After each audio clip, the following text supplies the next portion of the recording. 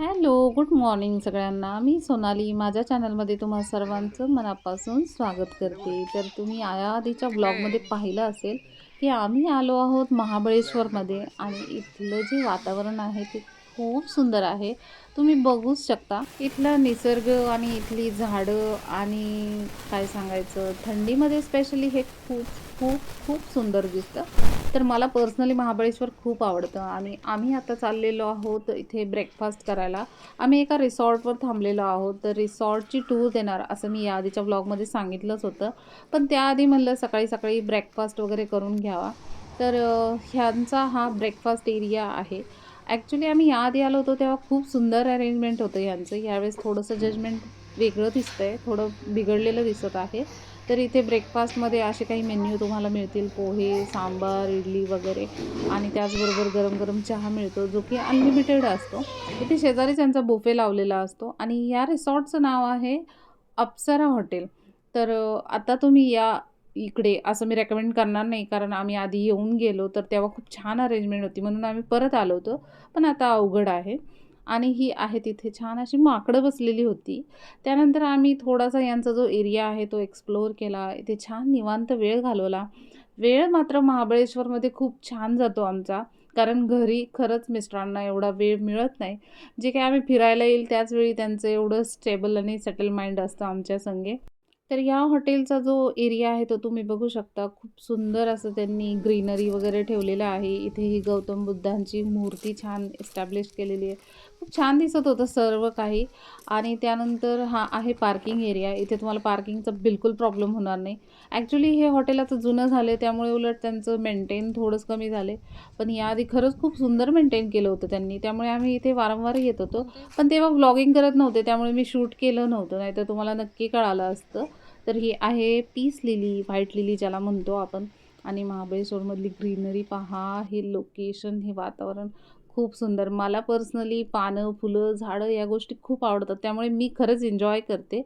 तर आता तुम्हाला आमचं जे रिसॉर्ट आहे, ते रिसॉर्टची टूर मी देणार आहे. त्याआधी यांचं बघा झोका खेळायचं काम चालू होतं आणि ते छोटं भीती मूल वाटते घाबरत वाटतं. होतं ॲक्चुअली. तर सर्व झाल्याच्या नंतर आम्ही चाललेलो आहोत आता रूममध्ये. ॲक्चुअली ही चेकआउट करण्याची वेळ आहे. मी त्यावेळेला होम टूर देते आहे. त्यामुळे यांचा जो पसारा असेल त्याकडे अव्हॉइड करा. तर ही आहे यांची रूम आणि हा आहे भला मोठा बेड ज्यावर 3 लोकं आरामात झोपू शकतात. ही आहे बॅग आमची पॅकिंग झालेली आहे. आम्ही आता इथून निघणार आहोत. तर तुम्ही बघू शकता इथे टीव्ही आहे, एसी, फॅन सर्व काही यांची सुविधा अगदी छान दिलेली आहे. रूम फ्रेशनरसुद्धा आहेत. त्याचसोबत इथे कॉर्नरमध्ये असा टेबल दिसेल ज्यावर तुम्हाला पाणी आणि मेन्यू कार्ड दिलेलं आहे. जे काही तुम्हाला ऑर्डर करायचं आहे ते तुम्ही रूममध्ये सुद्धा ऑर्डर करू शकता.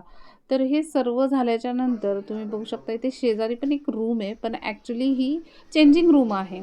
तर हा कन्सेप्ट मला खूप आवडला. खरंच म्हणजे छान अरेंजमेंट केलं आहे हे त्यांनी.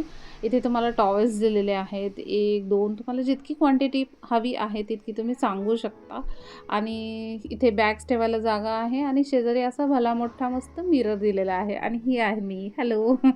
तर मी छान आवरलेलं आहे कारण आम्हाला आता बाकी कुठे फिरता येईल हे पाहायचं आहे. तर चेकआउट करताना म्हणलं रूम टूर एकदा द्यावी. जेणेकरून तुम्हाला जर महाबळेश्वरमध्ये यायचं असेल तर तुम्ही येऊ शकता.